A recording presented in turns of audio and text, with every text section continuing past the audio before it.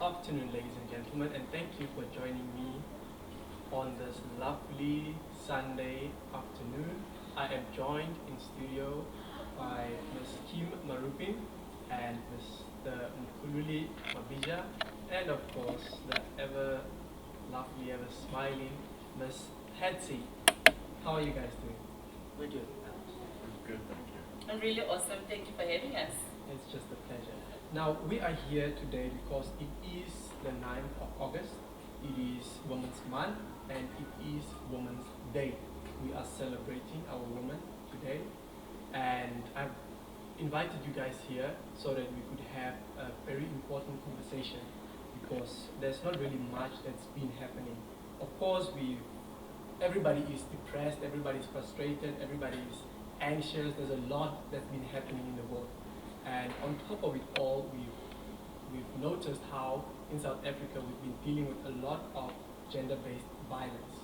Our women are being brutally murdered, they're being raped, and bodies are being discovered every morning almost in the fields, and that is something that we seriously need to talk about. So, to you, Kim, when we talk about gender-based violence, what is the first thing that pops to mind? The first thing that pops in my mind is how brutal an individual can be to want to better or beat up another woman's child. You know, the fact that we are celebrating Women's Month, the fact that we are celebrating the strength that lives within women. There are men out there in South Africa that feel the need to devour things that are inside. And remember, once you get abused, or whether as a child or as an adult or, you know, as a woman, is that you will never forget that particular experience. It will stay with you, it will scar you for life, and it's something that needs to change. This narrative must start to be a narrative that is on the lips of each and every individual in South Africa. Not just on the lips of the men, not just on the lips of the women. It must be a collective thing. This thing is a pandemic on its own. Just like COVID-19 is attacking us, gender-based violence is attacking us as well. We need to stop these vultures that are busy vulturing on our women, that are killing them. It's no longer about what you were wearing. It's not about the size of your skirt. It's not about what time you are walking around at night. It's got nothing to do with that, because they go into grand women's houses and rape them. Who does such a thing? It's an animalistic type of behavior that must be dealt with. We cannot continue to keep quiet about it. But the one thing that really makes me angry is the fact that we women ourselves are not speaking out enough. We listen to these people and make them make us feel that we are inadequate. They make us feel like we are not worthy enough. Therefore, we keep quiet about these things, and they scar us for life. We move from one relationship to another because we have not dealt with the pain that we have had that was, you know, inflicted upon us. It's about time that women blow the whistle on these abuses.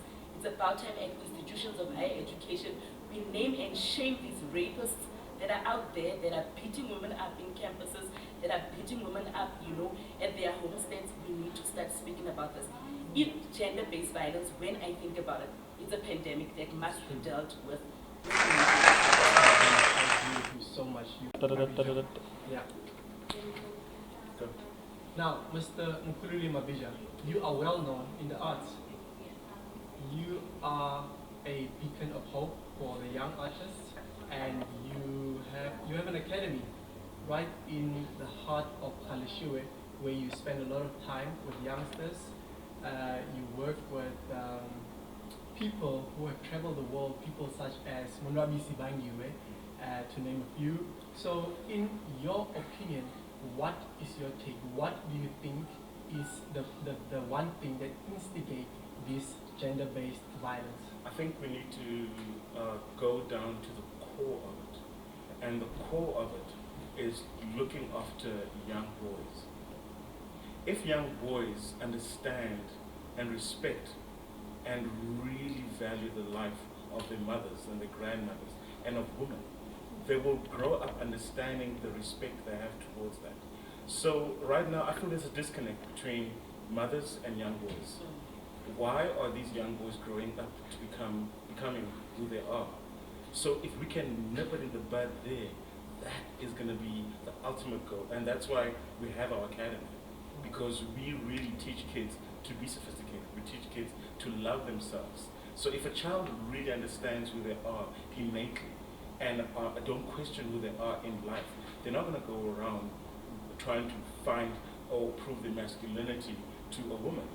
True. So the root of it is really having these core understanding and dialogue between mothers and sons.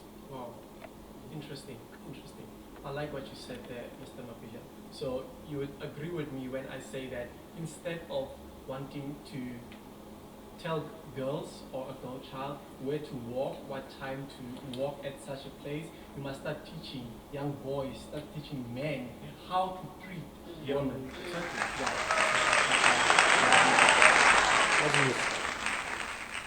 So, Patsy, thank you very much for joining us today.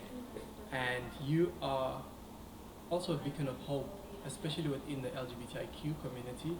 And I also understand that a lot of LGBTIQ people who are in those community are being brutally murdered, which also forms part of the gender-based violence. What is your take on that? This is a very emotional thing. Me myself, I've been a victim of violence. I was assaulted a few years ago, which has resulted in, not just emotional trauma, but also, physical harm that was done to me. Gender-based violence, as it occurs, I think our previous speakers have mentioned that it is something that is so embedded in our society, and it has to do with ideas or ideals of masculinity or femininity. And when you start at the heart of it, the first thing when you get born as a child is that your parents will ask, is this a boy or is this a girl? And then, when you get the answer, there are certain expectations that you have as a parent. When you coin the person a boy, you have boy expectations. And then you limit that child in his growing up in what you give him, what you expect of him, how he needs to laugh, live, show his emotions or not show his emotions. If it's a girl, you already have a certain expectation. So, in the heteronormative world, you get these people growing up, and you would get gender-based violence in your straight cis heteronormative world that happens because of the clash between masculinity and femininity. But now you get in the LGBTI community children that grow up, and it is these children that do not necessarily prescribe or identify with the normal roles that people would give to, you are a boy, you need to act like one. You are a girl, you need to act like one. So it is not only the internal trauma of the disconnect of what is expected of me and how I feel and how I am.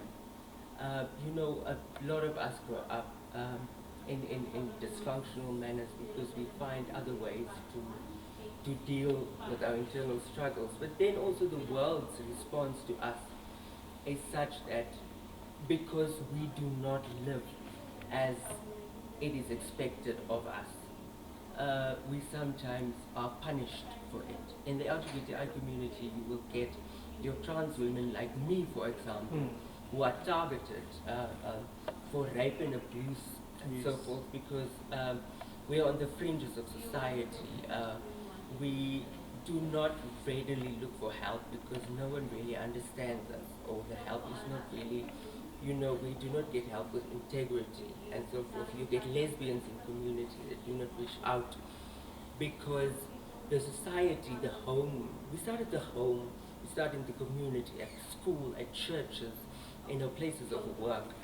If you get a lesbian that is raped, we call it corrective rape, which is also an ugly word, but it's almost punitive, and it's almost something that shows, if you say homophobia, it's hatred. Now it shows that.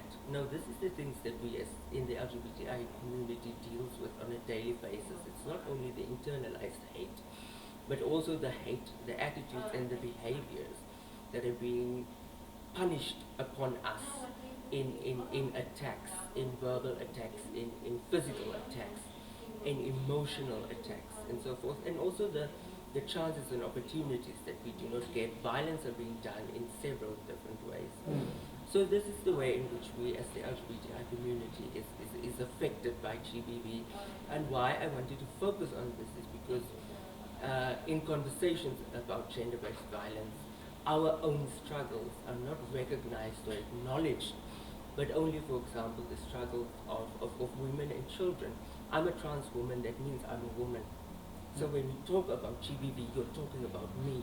You're talking about the fact that I was found a few years ago, bloodied at the side of a road, and the help or the reaching out to me in that time wasn't there. And the voices of the lesbians, the trans women, the intersex children, the voices are not being heard on certain platforms, which means our stories and our documents and our hurt and the violence is not part of main conversations, and this is the things that we need to do. So thank you for this opportunity. Wow.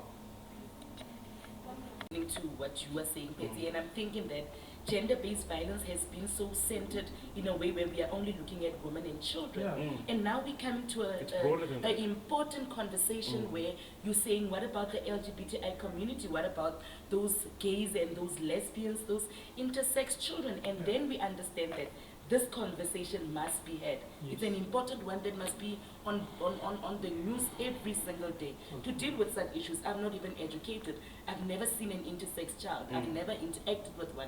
I don't understand. I think the issue is we don't understand. If you don't understand something, you don't associate yourself with it. Therefore, the pain that other people who are in it feel, you don't feel it. Yes. You don't understand it. But when the education can be out there and we can really start to have these conversations, then I think we are in one way or another trying to deal with this issue. And the trans The, children, fir- I mean, the, fir- that's... the first thing that just, I'm just imagining you as a child. No, and the intersex you don't child, even- you are being sent to your Oma in the rural village because we don't understand what is this witchery that has happened Exactly. to you. And It makes you, you are being forced upon a doctor to make that incision or make that The decision decision to so say, that yeah. this child can be a male, so I know this is a male and this is how I will raise this child. And changes and things, and then you sit And with the vagina operation is having now- been yeah. formed on you. So that is the violence that is being done Wow. on intersex children. I think what makes it even worse, Patty, is the fact that the very same people who are meant to love you, who are supposed to protect you and care for you, are the ones who abuse you emotionally. But it's a dialogue that people don't know yet. That's a problem. I feel people are not privy to this dialogue. How do we make people of color understand and know this? Yeah. You know, so like now it's like, okay, once an intersex child comes into the community, we have words of have ways of how to deal with this, you know?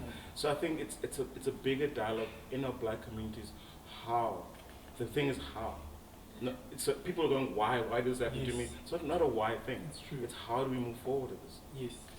I want to throw it back to your straight community and your cisgendered boy child and girl child. We need to understand the evolution of gender-based violence, even in the straight world. If you say it's a boy, it's a girl, grow up with certain expectations. It has behavioral expectations as well. When you are a boy in a relationship with a man, and the man is the aggressor, and the woman is being punished, and she's in this violent relationship, in this toxic relationship, we understand, we ask ourselves, how is this possible? It is possible because this is what we taught that woman, that she should be docile. We taught that man, in order for him to assert himself, he needs to be aggressive. I'm gonna go. And this I'm gonna add on is to that. how we That's actually so develop the relationships one day of our children. Our cisgendered straight children, even from the beginning, we are rearing them, the women, into a position of disadvantage, into a relationship. I've got a solution for this. Mr. Kululi, before you jump onto that, I see you are ready to add on to what Patsy is saying. But before you forget, I don't want you to forget what you want to say. But when you're about to speak now, I want you to just dwell upon the issue that, do you think that dramas, because you write a lot of things, do you think that films such as Yuzo Yuzo, for example, has an impact on the issue that we are discussing right now? It does 100%. it does perpetuate violence and so forth. Yes. Going back, it does. So we need to be careful what we put on televisions and so forth. But what I want to say actually goes right into the core of it. If we look at our society 150 years ago, how our people have always been there. Two-spirited people have always been there. They were always accepted. Wow. With colonialism and apartheid, it made us really divide our people. So we need to look back and go back to the core value of how we were always, how people dealt with these things originally.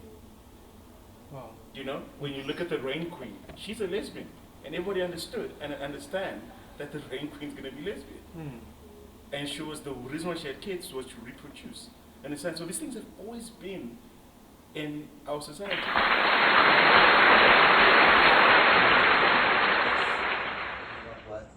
Okay.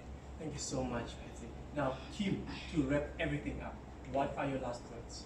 My last words is that we need to start training our children from a very young age, the boy child and the girl child, to understand that violating somebody else's body is not the way to go.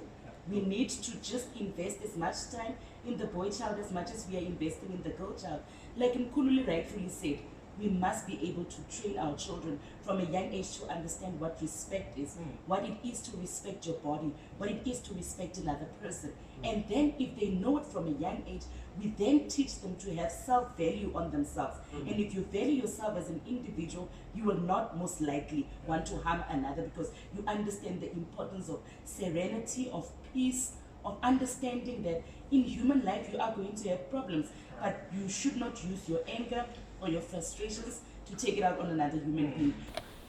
Guys, you have heard it for yourself here with Bruce Veldman, semi-finalist for Mr. South Africa 2020, from Kim, from Mkhululi, from Patsy. Thank you guys so much. This is a very sensitive and serious issue that we need to talk about continuously. Just saying we will do something is not doing anything. So we need to actually do something. And this is one of the most important reasons that I decided to enter Mr. South Africa. My tagline is changing the world one gesture at a time. I may not be able to do much, but I promise to do a lot with the least little that I can. Thank you.